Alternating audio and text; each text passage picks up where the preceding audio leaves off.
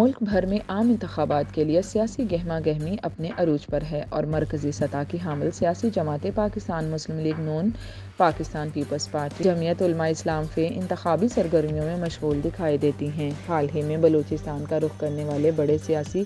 کھلاڑیوں نے بھی آئندہ انتخابات کے لیے بلوچستان سے اپنی اپنی ٹیمیں تشکیل دینی شروع کر دی ہیں، جبکہ دیگر جماعتوں سے بھی انتخابی اتحاد و ایڈجسٹمنٹ کی کوششیں جاری ہیں۔ تاہم اس تمام صورتحال میں سال 2018 کے انتخابات جیتنے والی جماعت پاکستان تحریک انصاف کی سیاسی سرگرمیاں نہ ہونے کے برابر ہیں۔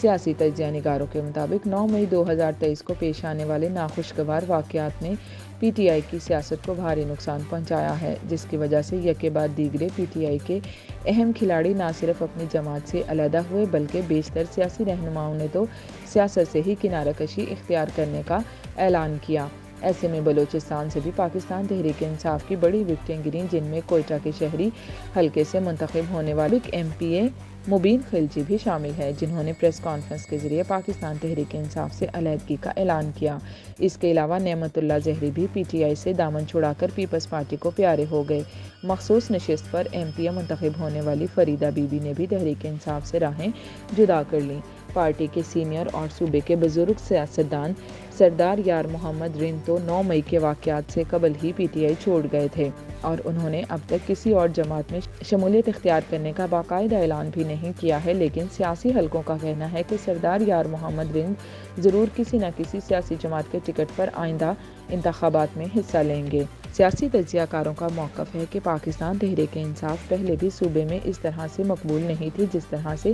خیبر پختونخوا اور پنجاب میں رہی۔ تاہم ایسا لگتا ہے کہ پاکستان تحریک انصاف بلوچستان سے مکمل طور پر وائٹ واش ہو چکی ہے اور آئندہ انتخابات میں صوبے یا قومی سطح پر